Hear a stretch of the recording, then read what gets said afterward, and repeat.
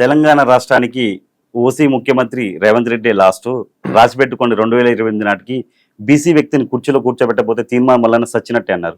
సాధ్యమైద్ది అన్నది మీకెందుకు డౌట్? చేసి చూపిస్తాం కదా. ఇది మా నాయకుడు రాహుల్ గాంధీ గారు ఒకే ఒక్క నినాదం చెప్పినాడు, జిత్నా ఇస్సేదారి ఉత్తనే భాగేదారి అని చెప్పాడు. అంటే ఎవరు ఎంత ఉన్నారో వాళ్ళకు అంత దక్కాలనేది ఆయన ఆలోచన. తెలంగాణ రాష్ట్రంలో సమగ్ర కుటుంబ సర్వే లెక్కల ప్రకారం బీసీల జనాభా 54% పై చిలుకుంది.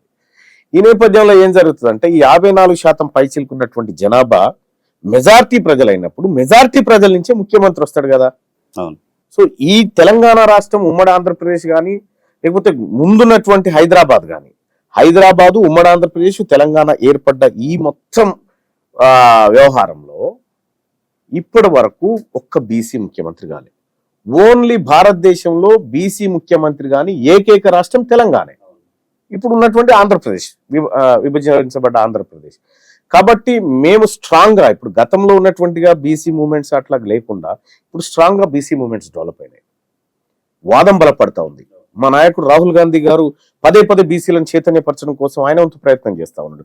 వీటన్నిటి అంచనాలు చూసినప్పుడు యాజ్ ఏ అనలిస్ట్ గా, జర్నలిస్ట్ గా, పొలిటీషియన్ గా అన్నిటిగా చెప్తా ఉన్నా, తెలంగాణ రాష్ట్రానికి చిట్ట చివరి ఓసీ ముఖ్యమంత్రి రేవంత్ రెడ్డి గారే.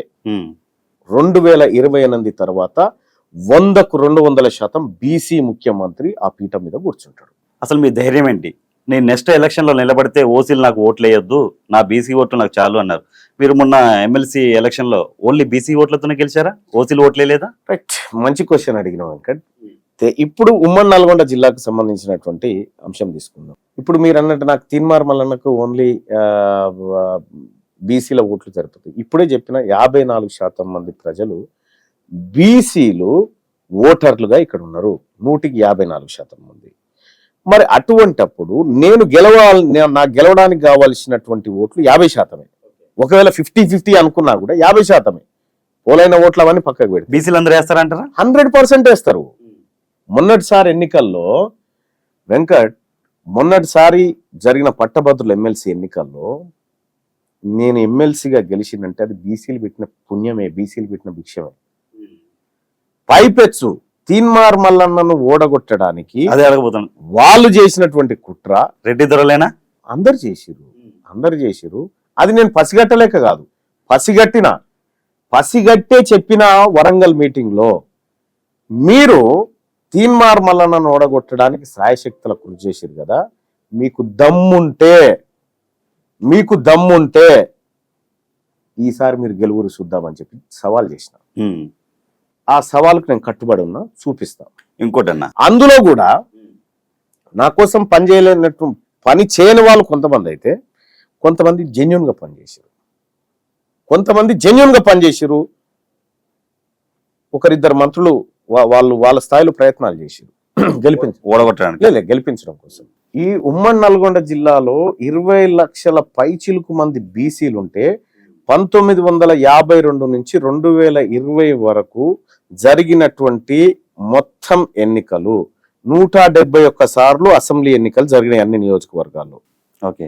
అందులో 116 సార్లు 2,14,000 మంది ఉన్నటువంటి ఓసీలు 116 సార్లు ఎమ్మెల్యేలు అయ్యారు.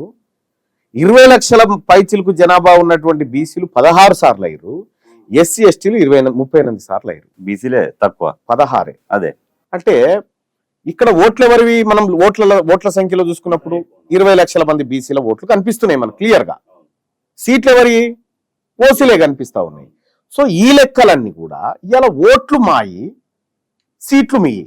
అందుకోసం నేను చెప్పిన ఢేరుగా చెప్తా ఉన్నా, తీన్మార్ మల్లన్నకు రెడ్డిల ఓట్లు వద్దు, ఈ రెడ్డిలకు బీసీల ఓట్లు వద్దని చెప్పగలుగుతారు. ఇంత ధైర్యంగా ఇప్పటివరకు ఎవరు చెప్పలే ఏ పొలిటీషియన్. నేనేమంటున్నా, మీకు ధైర్యం ఉంటే తీన్మార్ మల్లన్నకు అవ్వద్దు, మీరు ఎట్లాగో వేరు, అవి మాకొద్దు, బీసీల ఓట్లు మాకు వద్దని మీరు చెప్పగలుగుతారా? ఆ మాట చెప్పలేరు. మీరు ఇన్ని రోజులు వేసుకున్నారు, ఈసారి మేము సిద్ధంగా లేము వేయడానికి. ఓకే. మా ప్రజల్లో ఆలోచన వచ్చింది, మా ప్రజల్లో ఒక ఐక్యత వచ్చింది. కాబట్టి ఇవాళ నేను ఆ డేర్గా మాట్లాడడం జరిగింది.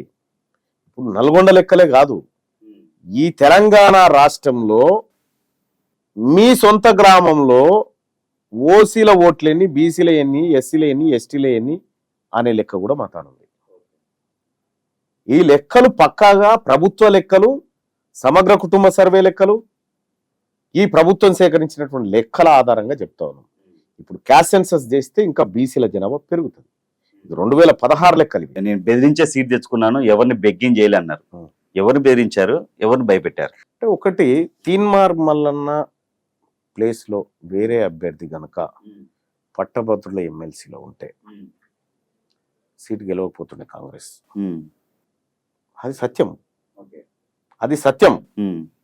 ఇక్కడ తీన్మార్ మల్లన్న ఇండిపెండెంట్ గా పోటీ చేస్తే ఇంతకంటే ఎక్కువ మెజార్టీ ఇచ్చేది. ఓకే, నువ్వు ఇస్తే చేస్తా, లేకపోతే కూడా పోటీ చేస్తా అని తెచ్చుకున్నా. అంటే రేవంత్ రెడ్డి గారు మీకు ఇవ్వనని చెప్పారా?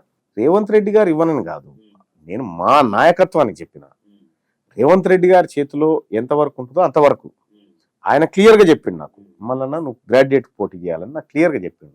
ఇంకా ఎవరైతే అడ్డుకోవాలని ప్రయత్నం చేసిరో, ఎవరైతే ఎన్నికల్లో నన్ను ఓడించడానికి రకరకాల ప్రయత్నాలు చేసిరు కదా, వాళ్ళందరికి కూడా నేను ఖాళీగా ఉంటే మీకే ప్రమాదం. తీన్మార్ మల్లన్న ఖాళీగా ఉండి ఆలోచించడం మొదలు పెట్టిందంటే మీ పీఠాలకే ప్రాబ్లం. మీరు ఆలోచించుకోండి. ఇప్పుడు ఎప్పుడు ఏదో పని చేసుకునేటట్టు ఉంచాలి. ఇక నేను బిజీగా ఉంటే కొద్దిగా తక్కువ ఆలోచన చేస్తానేమో. సో అట్లా ఆరూపకంగా తెచ్చుకున్నటువంటి సీటే. లేకపోతే నిజంగా ఈ సీటు తీన్మార్ మల్లన్న తప్ప ఇంకెవరైనా గెలిచేది ఉంటే వాళ్ళకి ఇచ్చేటోళ్ళు. ప్రధానంగా అప్పర్ క్యాస్ట్ అయితే వాళ్ళకి ఇచ్చేటోళ్ళు. ఇంకోటి బయట ఒకటి, కానీ తీన్మార్ మల్లన్న పోటీ చేయడం ద్వారా ఇంటలెక్చువల్స్ అంతా కాంగ్రెస్ పార్టీ వైపు ఉన్నారని మేము తీసుకురావడం కలిగింది. తీన్మార్ మల్లన్న కాంగ్రెస్ పార్టీలోకి వచ్చింది రేవంత్ రెడ్డి గారు వీళ్ళు పిలిస్తున్న రాలే, రాహుల్ గాంధీ గారి ఆలోచన కోసం వచ్చిన. నేను కాస్ట్ సెన్సస్ చేద్దామన్నాడు, జిరాక్స్ తీద్దామన్నాడు, ఎక్స్రే తీద్దామన్నాడు ఈ ప్రజల్ని. ఎంత గొప్ప మాట ఈ దేశంలో రాహుల్ గాంధీ గారు చెప్పింది. ఆ మాటలకు ఇంప్రెస్ అయిపోయి కాంగ్రెస్ పార్టీకి వచ్చినాం తప్ప వీళ్ళెవరో పిలిస్తే రాలేదు.